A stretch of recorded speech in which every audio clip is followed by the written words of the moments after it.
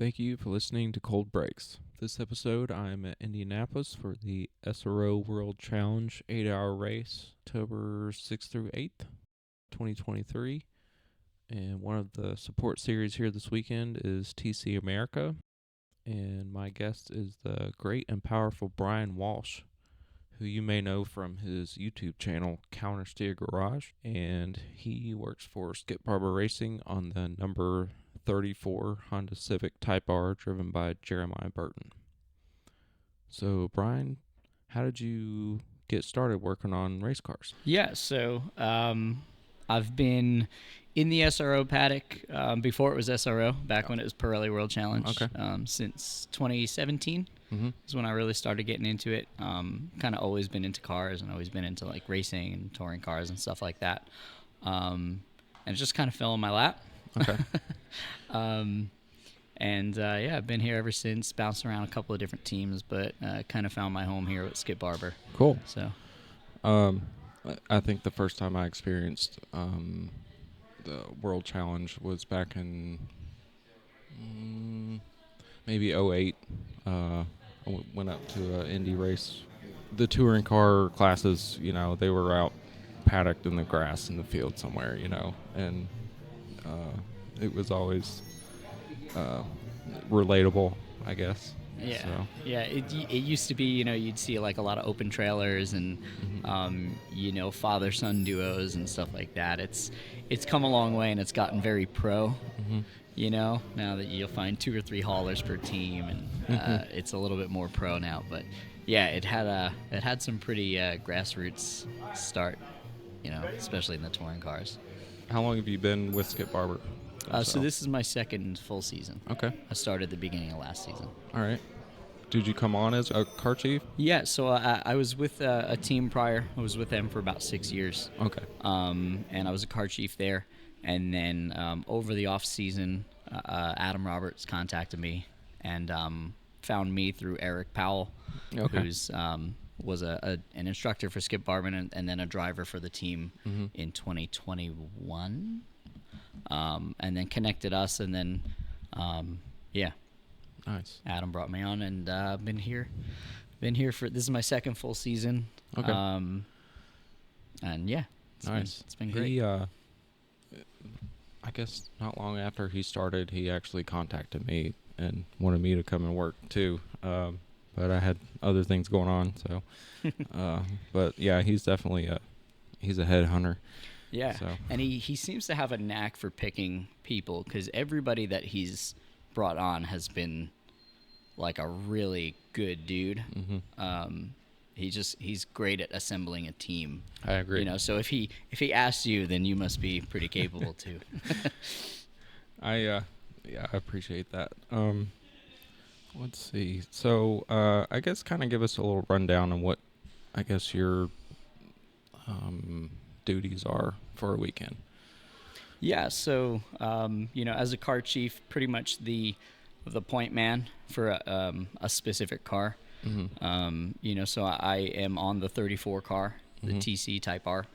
And yeah, I mean, my duties are pretty much anything from getting the car prepped, cleaning the car, between sessions, it goes through a full prep where you pump out the fuel, you get it nut and bolted, wiped down, that kind of stuff, refueled, new tires, check the brakes, all that kind of stuff. A little bit of a personal assistant for the drivers, giving them the schedule, making sure they're on time for stuff, whether it be the sessions or autograph sessions or stuff like that. So you're kind of like a little bit of both in there. Yeah. But yeah, it's basically like a head mechanic and personal assistant all kind of molded into one. Yeah. Have you learned anything in this job that you may not have learned in previous jobs? In previous jobs as a mechanic, or previous jobs as a mechanic. Yeah, it's a lot different. Okay. I've been a tech at a couple of different dealerships, and you're changing oil, you're checking brakes, you're checking tires, stuff like that. But this is a whole lot different. You're checking very specific things. Everything that you touch, every nut, every bolt has very big implications. Yes. When a car is doing 130, 140 down to 20, 30 miles an hour into a braking zone, everything matters. Yeah. So it's a little different. It kind of teaches you to pay more attention to the little bolts, Yeah. the little details. Yeah.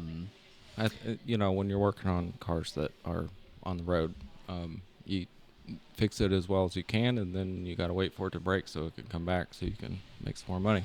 Yeah. But in this case, you almost have to predict the future. You have to, which part is gonna fail next. Yeah, you got to fix it before it breaks. Exactly. So, I worked on an MX-5 car for one season, and every session there was nuts and bolts underneath somewhere that would loosen up, and it seemed like I found a new bolt every session. So is there do you guys deal with that at all with the Honda? Yeah, there's one bolt Okay. that every time the car comes off a track, you get not a lot, just like a little nudge, just one bolt. Most of them are good. You still put a wrench on every bolt that you see. But there's one that every time the car comes off track, it needs just a little nudge. Yeah. Luckily, it's the same bolt, so I'm not guessing Okay. every time. Yeah, that's true. That's the first one I check. This is the last race of the season. How's the season been for you guys so far? So far, so good. We've got cars. Pretty much every race, we've had at least a car on the podium. Okay. Every race. So there's been a lot of podium celebrations. I think there was only a single race that we have completed that there wasn't any of our cars on the podium. So we've done pretty well. In both classes, we're sitting P3 right now in the championship with a chance at winning the whole thing mathematically. So, yeah, I would say it's been a pretty good season. There's been up and downs. There's, as with any racing, it's not always sunshine and rainbows. But, I would say it's been a pretty good season. My driver is in his first season now, so it's been a lot of learning for him, and it's just kind of his season to kind of get up to speed, learn where grid is and learn where tech is and all that kind of stuff, and just kind of get kind of immersed in the process. We're not really worried about going fast or winning races or podiuming. We're trying to get him just used to the process so that next year he can really focus on just being fast, because all the other stuff will be automatic. So yeah, that makes sense. Yeah, and he's been doing well. He's battling with seasoned drivers that have been in this paddock for years. So kind of just jumped right into it. Skip Barber has 5 cars, basically, altogether. Yeah. There's 2. 5 full-time cars. Okay. And then we've got that GR that we're running this year. Just this race, just this weekend. Okay. But I think it's going to be around for a full season next year, I think. Okay. That's the Toyota GR86 Cup. Yep. Yeah. And that's one of the support series for this, for SRO World Challenge. And I'm glad to see that series start up. That's really cool. Yeah, it's going to be a really cool series. It's already ultra competitive. It's the first year of this series, so it's there's growing pains, but it's already ultra competitive. It's very similar to like MX-5 Cup, just with roofs, and it's a lot of the same guys. A lot of the same names that you see in MX-5 Cup are also doing GR Cup. So, there's still interest in spec racing, and I think that's good. That's good for racing as a whole.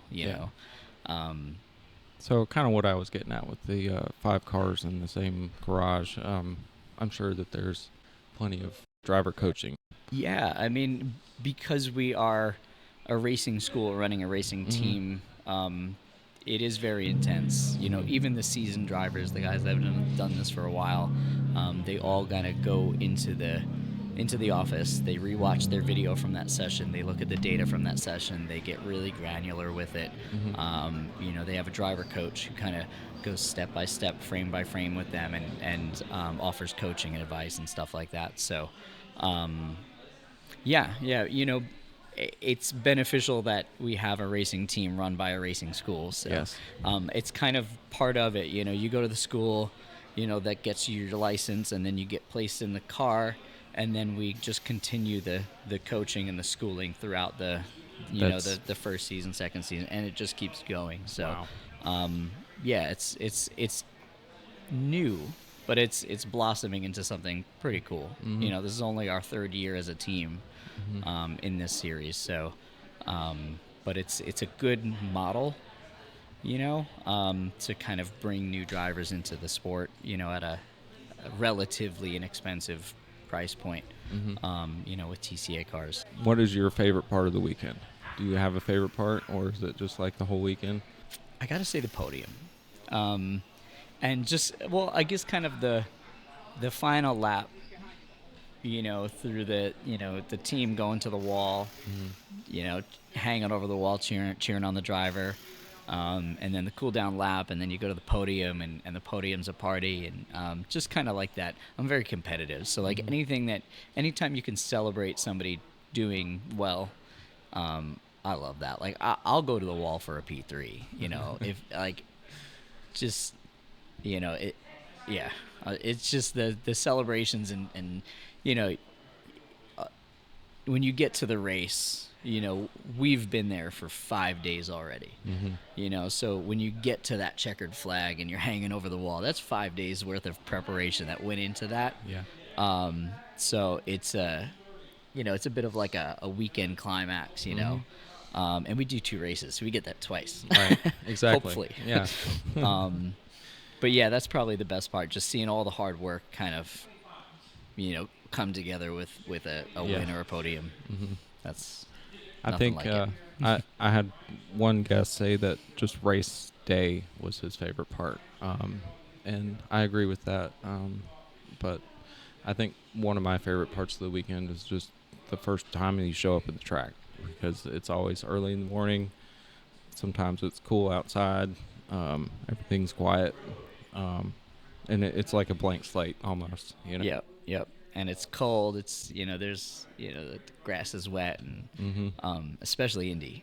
This place is enormous. Yeah. And I've been here many times, but every time I go, through the tunnel and you come up, it's Yeah. just staggering how big this place is. It is. Yeah.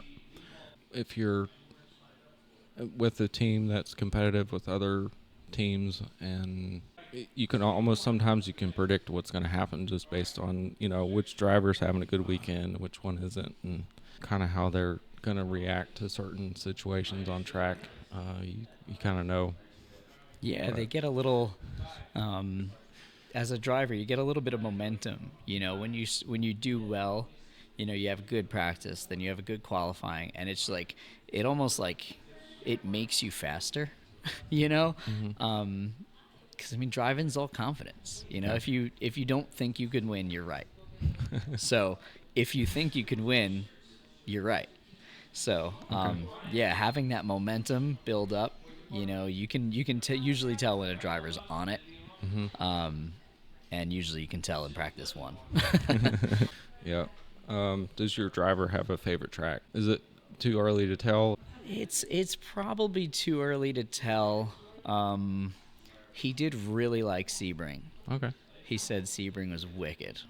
Interesting. A lot of turns, you're always kind of doing something. Mm-hmm. You're never just like, you're always turning or steering or braking or like Sebring's busy. So even if you're on a straight, you're still preparing for the next turn, and there's usually people around you when that's happening. So it's always busy. Yeah, and at Yeah. Sebring, turn 1, you can't even see it until you're on it. Yeah. Since I've started this podcast, I have noticed that there's with some teams, it's not a bad thing, but there's getting the cars prepped can be a struggle sometimes, like at the shop. Is that something that you guys do? Do you have a good team at the shop, or is it basically the same folks? Yeah, it's a lot of the same guys. Mm-hmm. I work full time, so I don't get to the shop much. But a couple of guys, this is all they do. Mm-hmm. Guys like Tyler and Alex are kind of almost full time shop guys too. Okay. So and they're car chiefs. They're both they know their stuff. So, To have the crew at the shop come to the track is a big deal in my opinion. yeah, Because because there's not any miscommunication or anything. So. Yeah. When you know who's been under your car, I mean, you should be checking it anyway, but roundabout if you can trust the setup and trust that it was, if it's 3 degrees on one side, it's 3 degrees on the other, stuff like that. Yeah. And we got a good group of guys back at the shop that, every time I've sent the car through the tech scales, like it's dialed. Nice. So, yeah, we got a good crew back there. Cool.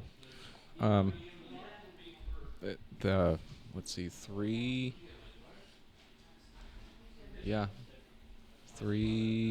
of the guys I've talked to, like during the weekend that I talked to them, they were either working on a car that they were running that weekend the team had just acquired the car, or it was the first time that they'd actually gone through it, and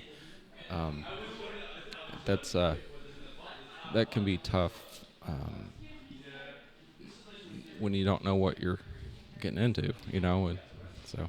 Yeah, that's not something you want to do at the track. No. That's something you want to make sure before it goes on the trailer. You gotta make sure all that's squared away. Mm-hmm. But I guess sometimes you don't have a choice. So for anybody listening that is trying to, I guess, get a foothold in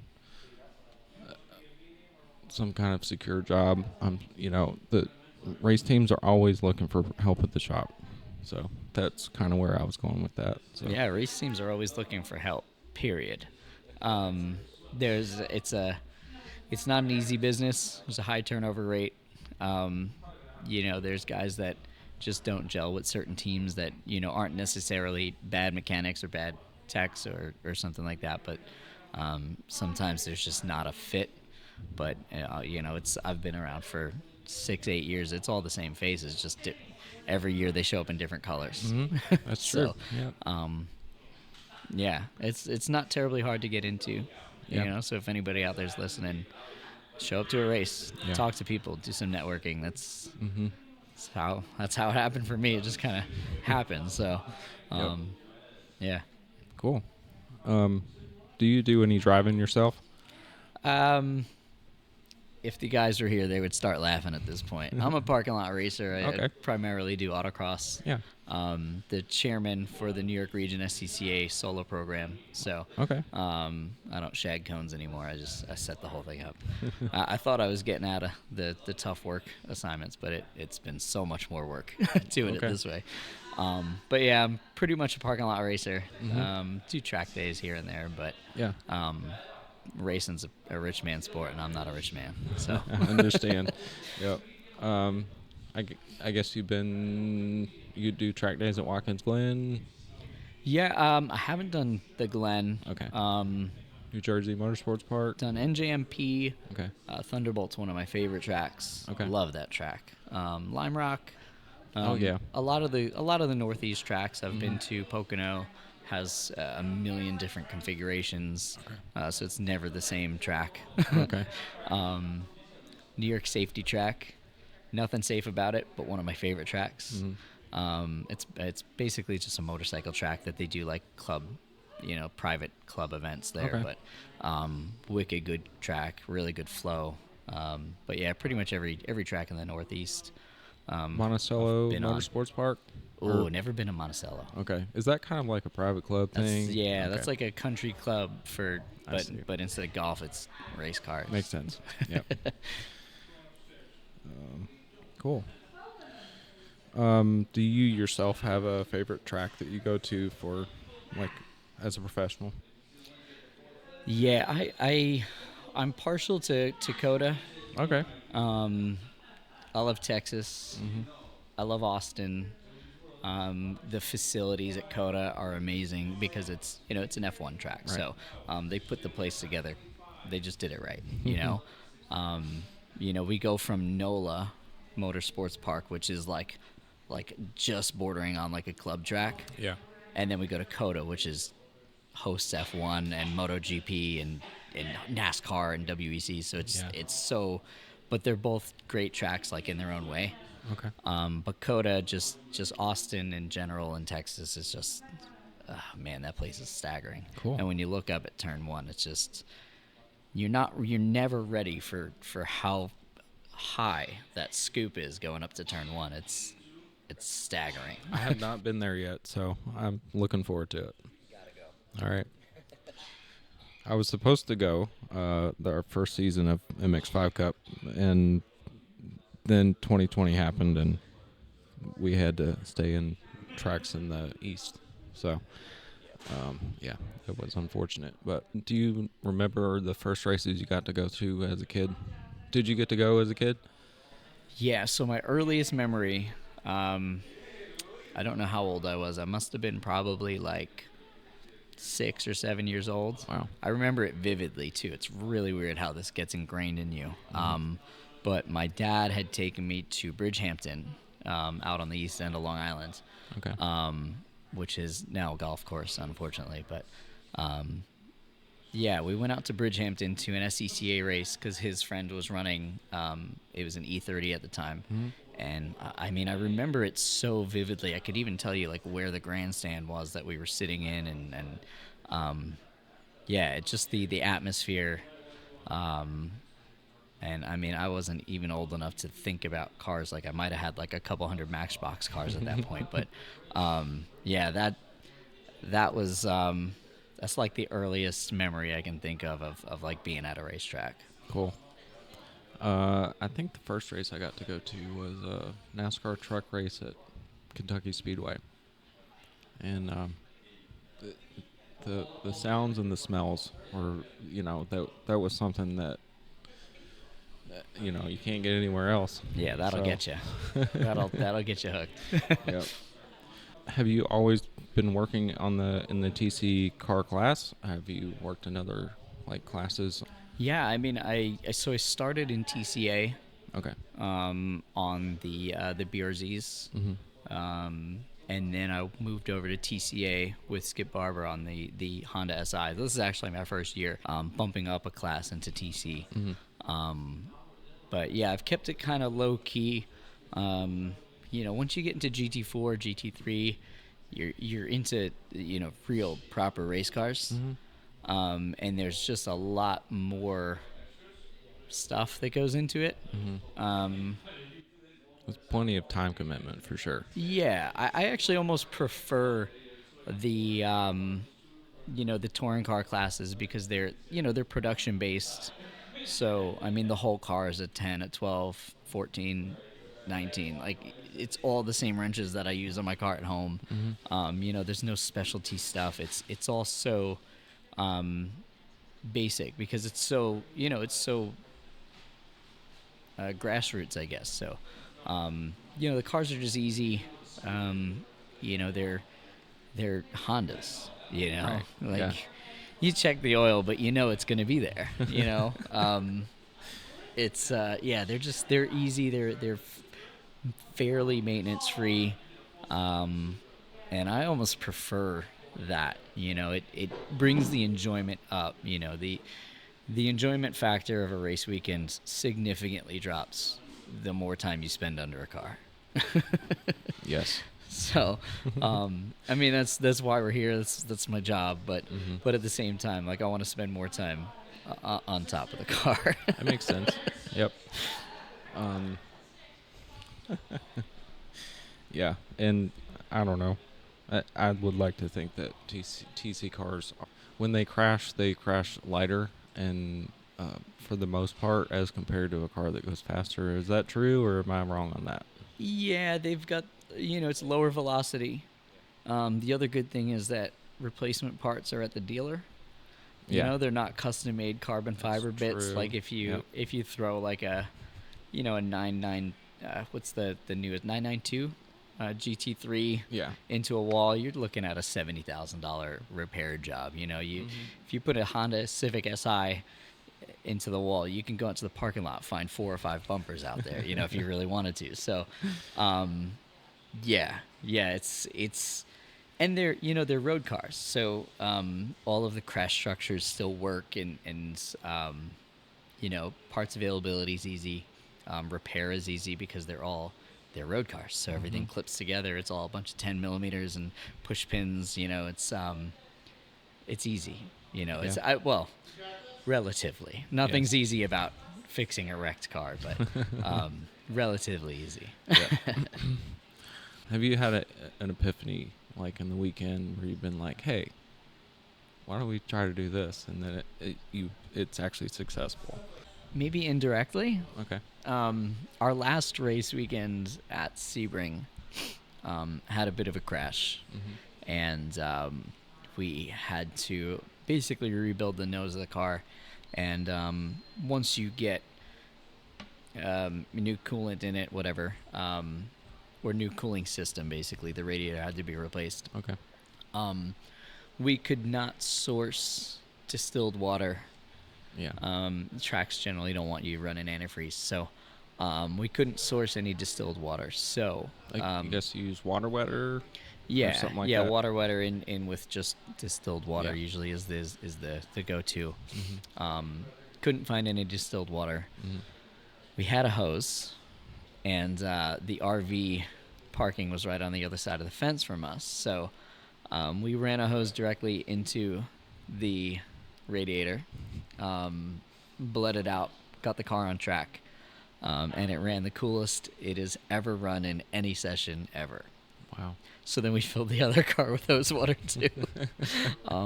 Not quite an epiphany, but it was like a last-ditch thing just because we were running out of time and had to get the car on track. And I don't know what it was, but it worked. Wow, that's cool. So, swampy Florida well water. Okay. That's the key to keeping a race car cool. Interesting. All right. Cool. For the record, it wasn't actually swampy. It was just regular water. I really appreciate you coming on and taking the time to do this. Yeah, of course, man. Thank you. And good luck on your race. That's going to be very early at a cold track tomorrow. Yes, So. bright and early, 8:30.